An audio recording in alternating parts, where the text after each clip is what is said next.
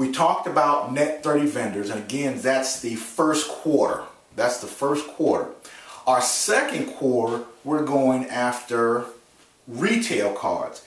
And again, that can be Staples, Office Depot, any retailer that you can use that will be beneficial to your business, whether it's an office supply store like Staples, Office Depot, or it's a store that allows for different furnishings, office furnishings. Whatever it is that your business needs, if there's a store that offers a card, that's the store that you want to go to. Now, every vendor, every creditor doesn't necessarily report to the business credit reporting agencies. So you want to ask if that credit lender, credit issuing company actually reports to the business credit reporting agency. If they do not, then it isn't beneficial to us to have an account with them. So we'll move on to the next retailer, all right? Because if there's one retailer in an industry, you better believe that there are a dozen, all right? So we want to move forward. It could be Dell, it could be Microsoft, however you need to run your business. And with each one of these retailers, there's something that you can purchase and pay off the credit to show that you are in fact creditworthy. Your business is in fact creditworthy. Now that's the second tier. We're dealing with retail credit, store credit cards, all right?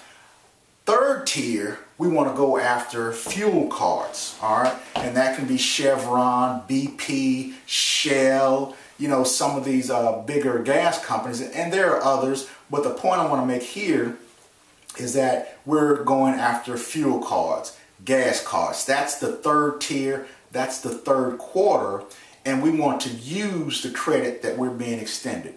We want to absolutely, definitely, and for sure use the credit that's being extended to us, because if we don't use the credit, then a lot of the time some lenders, credit issuing companies will take the credit back, if you're not using it. So you absolutely want to use the credit that's being extended to you, and just as assuredly, you want to make sure that you're paying on time, ahead of time, before time, all right? Because we're looking to build our paydex score. Now, once you have enough experiences, and let me say this, you have to have so many experiences, you have to have so many charges that were made, so many things that have been reported to the credit reporting agency, business credit reporting agency, DUNS, Experian, Equifax, before you're able to move up to the next level or next tier. So with the net 30 vendors, you have to have at least 5, not only so that you'll begin to see it reporting on your business credit report, but also so that you can move on to the next tier, all right? Before you apply, that's why we're doing it in tiers, that's why we're doing it in sections. Before you apply for your retail credit cards, you need to have had at least 5 to 8 experiences, all right, with credit before they'll seriously consider you, all right? They want to see some sort of track record.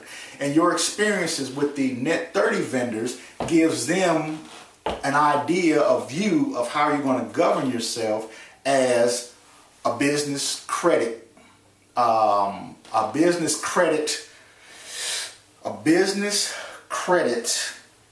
client is the word I was looking for. All right. So they want to see that. They want to see how you're going to govern yourself. And those 5 to 8 experiences give them a pretty good idea.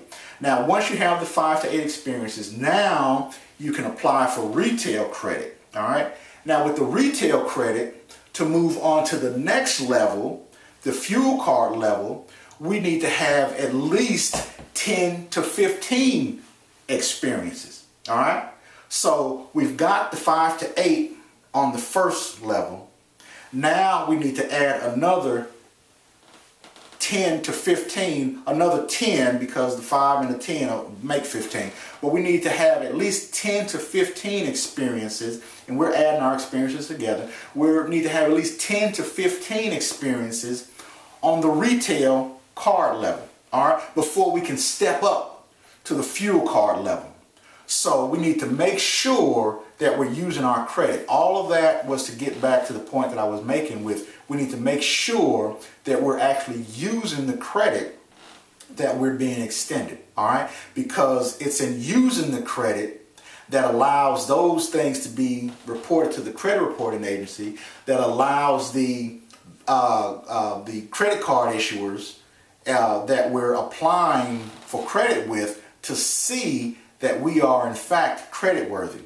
So we have to use the credit so that it's being reported, so that when they go to peek in to see who we are as potential clients, now they're able to see several different experiences and have a better idea of how we'll deal with the credit that they extend to us. So we're stepping up on levels. We're on our third tier now. We're talking about fuel cards. Now, with the bank cards, again, we need to make sure that we've used the fuel cards, that we've gained experiences with using it, and when we go to apply for the bank cards, they're able to peer into our credit reports and see how we govern ourselves as credit users, and they're able to make a determination based off of that we will in fact do the right thing. You know, we'll use the credit that's extended to us. We'll pay in a timely fashion according to the agreement that we've made with the credit issuers, and we are good candidates for credit being extended to us. And we're talking about, like I said, those cards that will give us access to cash, that will allow us to go out and purchase anything, you know, not specific or not particular to a specific store, you know, but we're not specific to a particular item, you know, like gasoline. You know, we're able to go out and purchase what it is that we need to further our business. And also you get into the accessibility of auto loans and things of this nature. And with starting and growing your business credit, again, we want to do it we want to ultimately be in a position where we're not personally guaranteeing anything.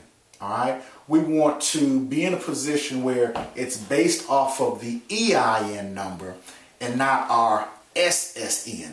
You know, our EIN, not our SSN. All right. We don't want the Social Security number to be used for anything other than verifying who we are. All right. Verifying that we're a real person, that we're not scamming, that we're not, you know, participating in some fraudulent activity. You know, so yes, you can verify who I am, who I say I am, no problem. But as concerning personally guaranteeing the business credit, we don't want to do that. We want it based solely on our EIN, all right? Our EIN, which is our employer identification number, which we've received for free from the IRS. Make sure that you have your EIN number. Make sure that you have your DUNS number, which is also something that you're able to receive for free. All right. The EIN, of course, you'll go to irs.gov to get your free EIN number. And with the DUNS number, you will go to Duns and Bradstreet, all right, their website, and apply for your free DUNS number. All right. They may try to sell, well, they're not may, they'll absolutely try to sell you some services, but your DUNS number, the DUNS number itself, is free. So I want to thank you for allowing me to stand before you, and I hope that you took notes.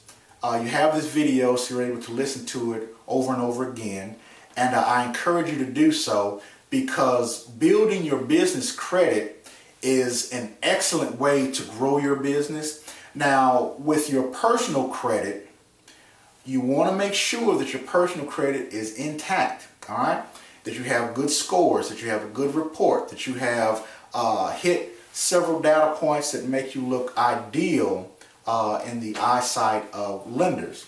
Because your personal credit reflects your business credit in that most often, statistically speaking, your business credit will be a multiple of 5 to 10 times what your personal credit is. So if your personal credit is worth banks extending you credit of $5,000 to $10,000, your business credit will be a multiple of that. So where you may have $5,000 on the personal, your business credit potential is $25,000.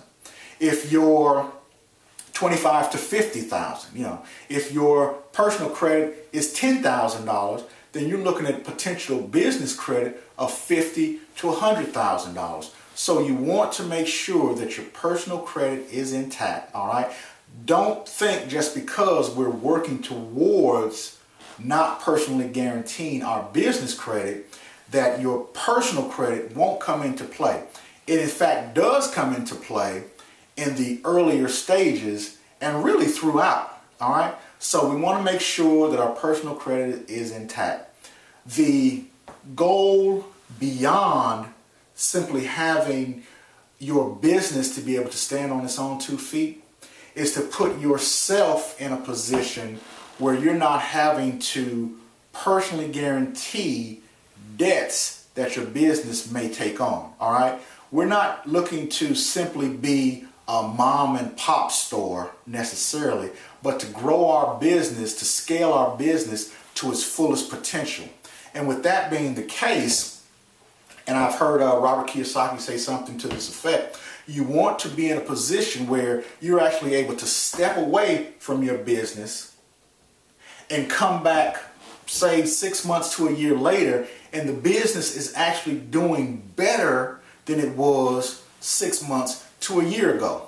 All right. So you want to make yourself almost a non-factor in whether or not your business grows. Okay. And a part of that is its ability to stand on its own financially without you being there. No way is Michael Dell having to give his social security number to personally guarantee a loan, all right, or credit that's been extended to Dell computers. Bill Gates isn't having to personally guarantee something that Microsoft is looking to purchase. We want to put ourselves in that same position where we're not having to personally guarantee the credit that we're seeking to be extended towards our business. So I want to encourage you to work on your business credit, start and grow it, and take it one step at a time, one tier at a time, one quarter at a time. Don't rush it. Do it right.